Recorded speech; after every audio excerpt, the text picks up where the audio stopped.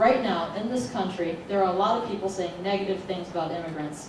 Their anger and frustration are understandable, but their rhetoric and political responses are not worthy of America's proud history of being a country of immigrants and a beacon of hope for the world's poor and persecuted.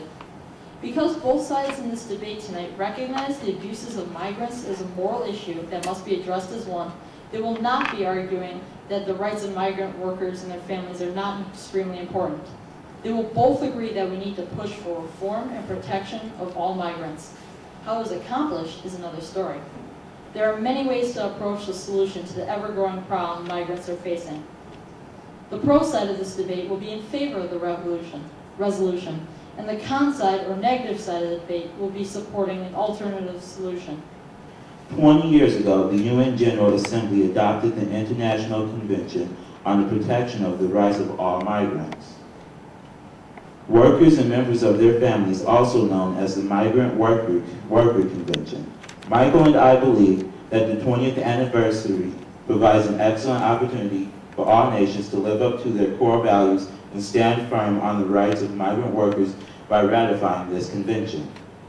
Today, over 200 million people live and work in a foreign country. Because they are outside the legal protection of their home countries, migrants are often particularly vulnerable to abuse and exploitation. In recognition of this, the United Nations drafted and adopted the Convention on the Protection of the Rights of All Migrant Workers and Members of Their Families, also known as the Migrant Workers Convention, on December 18, 1990. The Convention constitutes the broadest framework in international law for the protection of the rights of migrant workers and members of their families and provides guidance to states on how to respect the rights of migrants while developing and implementing labor and migration policies. The Migrant Workers Convention promotes humane and lawful working and living conditions for migrant workers and their families. Ratification of this core human rights instrument is an important step to end abuse and exploitation of migrants. This debate is about should the nations of the UN sign into law the Convention on the Rights of Migrant Workers. Migrant workers are subject to prejudices and need their rights protected more than most. But I do not think that we should sign into the Convention into law for two reasons, which are that there is no monitoring program within the Convention itself, and that there are NGOs or non-governmental organizations that are better suited to take on this large and important task than the governments of the United Nations. The first point, that there is no monitoring program, is that there is no line or clause or anything in the Convention saying where the power of this Convention stops when the governments pass it into law. This means that when a government passes this into law, the UN can then come in and take over the power of immigration standards and the power of who gets to come in and immigrate into their country. My second point is that there are NGOs that are better suited to take on this large task. NGOs are better suited because they take donations versus tax dollars. Donations, by taking donations, they are a much more efficient way of taking the money and putting it into the migrant community. When you take tax dollars, it has to go through a government, and all governments are susceptible to corruption. And because the UN is such a large group of nations with their governments, even the UN is susceptible to corruption, thus hurting their chances of being able to help the migrant community. There are also NGOs out there, such as Caritas International and COTNET, which are already doing more help to the migrant community than the convention is itself. Immigration, both illegal and legal, is inevitable. You must decide whether we should increase the rights of migrant workers who are extremely vulnerable to abuse and exploitation because they are outside the legal protection of their home countries. Forms of exploitation used against migrant workers include long hours, unfair wages, and even physical abuse. The Migrant Workers Convention is vital to prevent future abuses against migrant workers. It establishes the rights of these workers and their families, including fair hours and wages, as well as protections against other forms of abuse.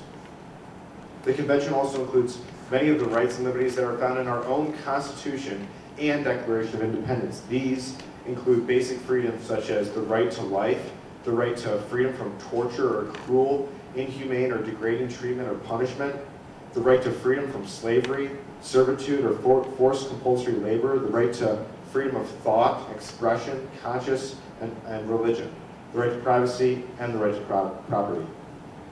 Nations, such as the United States, should ratify this convention or prevent abuses against migrant workers that are occurring in the status quo. I would now like to go on to my main points, which have to do why nations have not been ratifying the convention.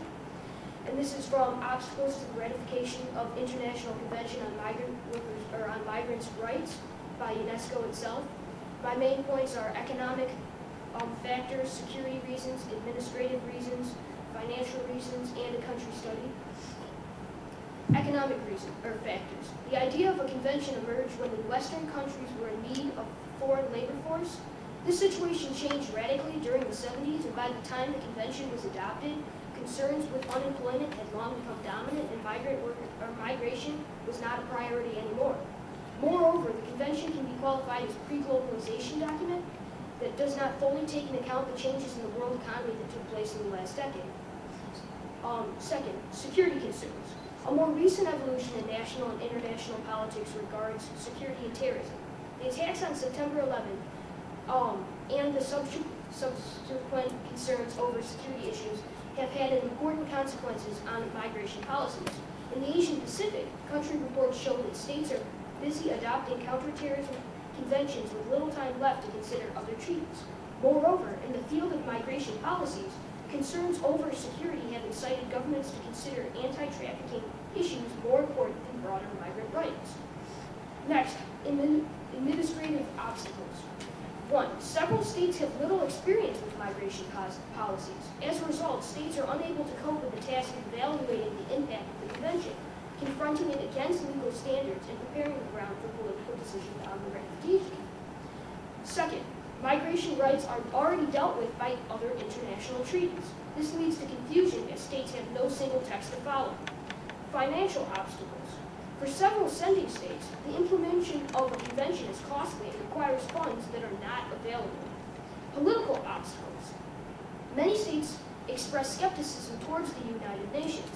While they agree with the main values and principles, they believe the UN system to be inefficient. As far as migrant workers' rights are concerned, this leads them to believe that their own national legislation provides enough protection and that international treaties are of little help. In some cases, the convention indeed duplicates rights that already exist.